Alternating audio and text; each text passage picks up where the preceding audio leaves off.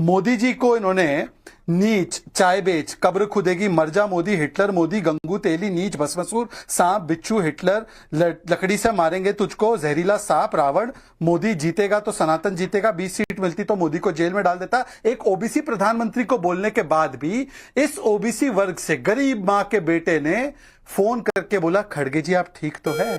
ये संस्कृति अपनी अपनी होती है। और मुझे पुराने दिनों की भी याद आती है, वाजपेयी जी का क्या कैरेक्टर था। नरसिम्हा राव बोलते थे वाजपेयी जाकर केस लड़ो देश का, तो जाकर वाजपेयी जी केस लड़ते थे देश का और कश्मीर जिता के हमारा इंटरनेशनल फोरम पे केस जिता के लाते थे। एक है मोदी जी की इतनी गालियां देने के बाद भी शिष्टाचार का पूरा पालन करते हैं, और दूसरी तरफ ये एक सोच है कि दूसरे को काफिर समझना है, दूसरे को अपना मॉर्टल एनिमी समझना है कि मैं तुम्हें खत्म कर दूंगा, हटा दूंगा। और केवल ये नहीं, नाविका आखिरी 10 सेकंड लेकर अपनी बात समाप्त करता हूं।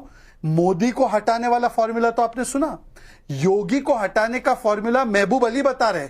महबूब अली समाजवादी पार्टी के होनहार विधायक बोलते हैं कि मुस्लिम अपनी आबादी इतनी कर दे कि योगी को हटा देंगे, मुस्लिमों की आबादी इतनी हो जाएगी कि मोदी योगी हट जाएगा।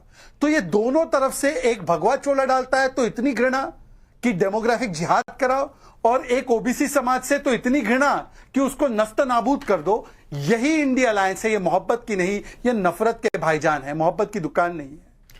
मैं राजकुमार भाटी जी आपसे पूछना चाहती हूं, आप खुद विनम्र स्वभाव के हैं, ये मैं जानती हूं, और इसकी मैं बहुत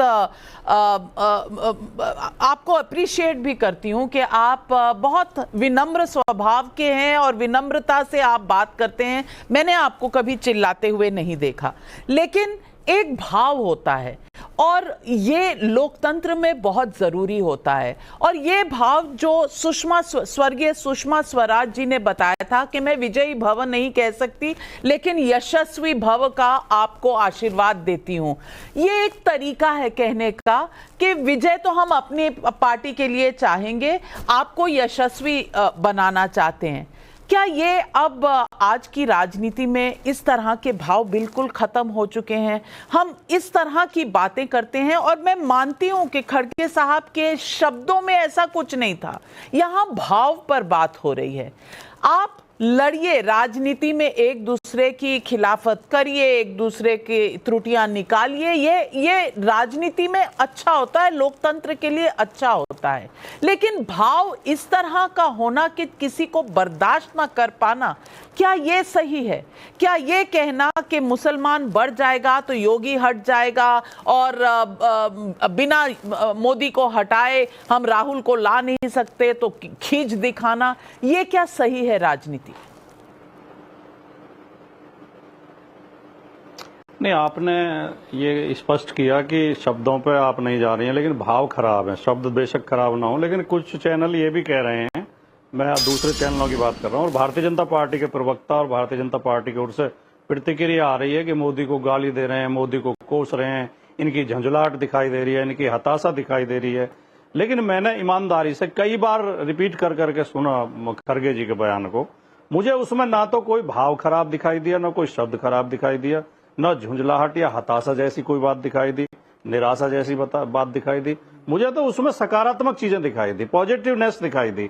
वो ये कह रहे हैं, ये आम बात है। देखिए, बिहार में भारतीय जनता पार्टी के अध्यक्ष सम्राट चौधरी ने सिर पर पगड़ी बांधी थी और ये घोषणा की थी कि जब तक इन्हें जो हटा नहीं दूंगा, नीतीश कुमार को मुख्यमंत्री कुर्सी से नहीं हटा दूंगा, तब तक ये पगड़ी नहीं खुलेगी और तब तक केस नहीं कटवाऊंगा। तो उसमें कोई गाली गलौज थोड़ी थी, उसमें क्या उसकी आलोचना। राजनीतिक लोग ऐसी घोषणाएं करते रहते हैं और राजनीति का हिस्सा है, इसमें कुछ भी अस्वाभाविक नहीं है। अगर खड़गे जी थोड़ा अचेत हो गए, उनके स्वास्थ्य खराब हुआ और वो अपने कार्यकर्ताओं में उत्साह भरने के लिए, कार्यकर्ताओं को निराशा से निकालने के लिए कह रहे हैं कि घबराओ मत, मेरी सेहत ठीक है, मैं तब तक, मुझे कुछ होने वाला नहीं है, तब तक नहीं मरूंगा जब तक मोदी जी को हटा नहीं दूंगा, तो इसमें कुछ भी गलत नहीं है।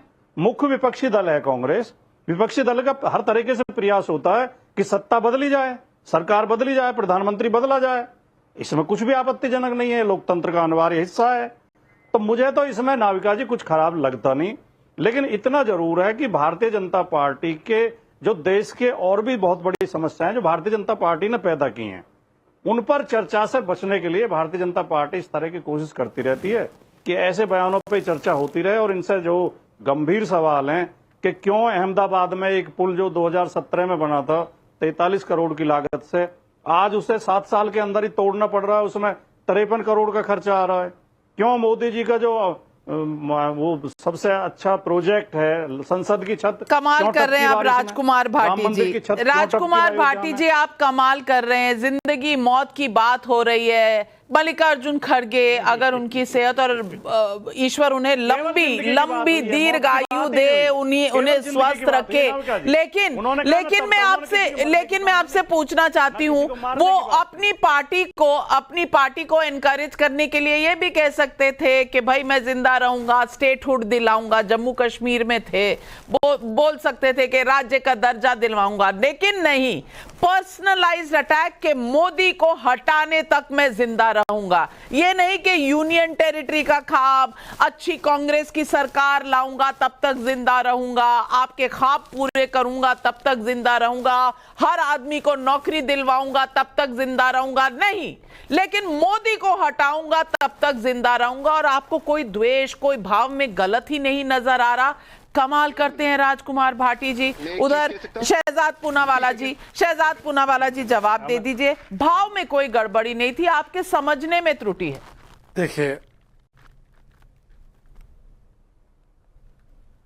देखिए भाटी जी की इस स्वाभाविक प्रतिक्रिया को मैं सही समझता हूं उनकी तरफ से।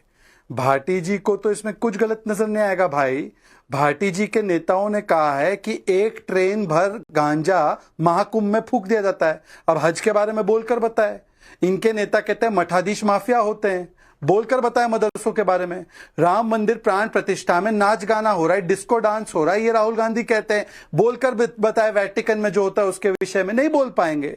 तो भाटी जी को ये बातें स्वाभाविक सी रख सकती है। भाटी जी 370 लागू करने पर और वहां के वाल्मीकि समाज के आरक्षण पर जवाब खड़गे जी को नहीं देना था, इसीलिए उन्होंने इस विषय को ऐसे उठाया। और दुख की बात यह है कि हसन नसरल्ला में तो आपको शहीद नजर आता है, पर राम मंदिर के प्राण प्रतिष्ठा में नाच गाना नजर आता है। और इसमें आपको कुछ खराब नजर नहीं आता, और आपको उसमें भी खराब नहीं आता कि योगी को हटा देंगे क्योंकि हमारी आबादी बढ़ चुकी है मुसलमानों की। आपको तो महबूब अली के इस बयान में भी कुछ खराब नजर नहीं आता। रामचरितमानस को पोटेशियम साइनाइड में भी कोई गलत नहीं नजर आता। राम मंदिर बेकार है, इसमें भी कुछ गलत नजर नहीं आता। राजकुमार भाटी जी जवाब दीजिए। हो रहा है, इसमें भी गलत नजर नहीं आता। सारे भाव सही लगते हैं आपको? इसमें भी नहीं आता। एक तो मैं शहजाद भाई को बता दूं, शहजाद भाई बहुत विनम्रता के साथ, कि नृत्य और गायन हिंदू संस्कृति और हिंदू पूजा पाठ का अनिवार्य अंग है। हिंदुओं के हर तीज त्योहार पर, हर पूजा पाठ में, हर मौके पर, हर आयोजन में, हर उत्सव में नृत्य और गायन होता है, भजन गाए जाते हैं, नृत्य भी होता है। तो कुछ अस्वाभाविक नहीं है, उसमें कुछ गलत नहीं है। उसकी हम ना कोई खराब चीज मानते हैं। आप क्यों पता नहीं उसकी आलोचना हर जगह होता है, हिंदुओं के हर उत्सव में होता है, हर मौके पर होता है, दुर्गा पूजा में भी होता है, नवरात्रों में भी होता है, होली दिवाली भी होता है, दिवाली के गायन में भी होता है, श्री कृष्ण जन्माष्टमी में भी होता है, श्री कृष्ण की पूजा में रासलीला में कोई दिक्कत नहीं है, भाव में दिक्कत है। नाच गाना नहीं कहा जाता उसे, लेकिन शायद आपको पता नहीं होगा। हर्षवर्धन त्रिपाठी जी, आप भी उत्तर प्रदेश से हैं, राजकुमार भाटी जी भी उत्तर प्रदेश से हैं, इन्हें बता दीजिए रासलीला में, नाच गाना में क्या फर्क होता है। और खड़गे जी ने जो कहा और जिसे अमित शाह जी ने उठाया, उसमें दोनों में क्या फर्क है? शायद हिंदी को समझने में, शायद भाषा को समझने में या भाव को समझने में कहीं ना कहीं हाथ तंग हो गया है राजकुमार भाटी जी का। आप शायद म्यूट पर हैं। नविका जी, भाटी जी का हाथ वगैरह कतई तंग नहीं है। बहुत पढ़े लिखे विद्वान व्यक्ति हैं और आमतौर पर ऐसी गलती करते नहीं। आज लेकिन सचमुच मुझे अच्छा नहीं लग रहा है कि जब आप इनडिफेंसिबल को डिफेंस करने की कोशिश करते हैं तो ऐसी गलती होती है। अब पहले इसी की बात कर लेते हैं, क्योंकि नाच गाने पर बोल दिया। अब ये सही बात है, हमारे हर हिंदू धर्म, त्योहार, पर्व, उत्सव में नाच गाना तो हमारी संस्कृति का हिस्सा है। हम तो रासलीला भी करते हैं, हम तो नृत्य भी करते हैं, हम तो एकदम सब कुछ भक्ति भाव में सब होता है। लेकिन ऐसे होता है क्या कि वहां देखो ऐश्वर्या नाच रही है, अब भाटी जी को पता नहीं ध्यान में है या भूल उल गया, जया बच्चन भी नहीं बोल पाई, भाटी जी भी नहीं बोल पाए। कांग्रेस उसका के बचाव नहीं किया, मैं नेता राहुल गांधी इतना अपमान कर रहे हैं समाजवादी पार्टी का, सीधे सीधे। अरे भाई वो आपके सांसद की बहू हैं, वो देखो ऐश्वर्या राय नाच रही है, वो देखो वो नाच रहा है, अमिताभ बच्चन वहां खड़ा। अरे भाई कम से कम सोच लो, ऐश्वर्या राय तो संयोग से गई भी नहीं थी वहां, लेकिन गई भी हो तो भाटी जी आज सब जानते हैं। और भाटी जी गिने चुने प्रवक्ताओं में है समाजवादी पार्टी के, जिनसे कम से कम डिबेट में यह खतरा नहीं होता कि वो भी कुछ भी बोलने लगे। तो ये तो पहले एक हिस्सा हुआ। अब दूसरी बात कर ले, इसमें कोई जरा सा भी संकोच ही नहीं है।